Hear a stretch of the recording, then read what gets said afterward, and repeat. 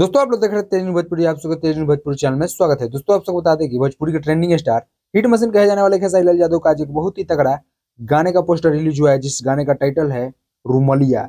जी और दोस्तों आप सबको बता दें कि बहुत ही जबरदस्त और तगड़ा लेवल का ये गाना आने वाला है। दोस्तों आप सबको बता दें कि इस गाने को लिखे हैं टुनटुन यादव जी और शिल्पी राज खेसारी लाल यादव के साथ में इस गाने को गाई हुई है। और सबसे बड़ी बात आप सबको बता दें कि इस गाने में एक्ट्रेस डिम्पल सिंह आप सबको नजर आएगी, जो कि कमाल का अदाकारा है।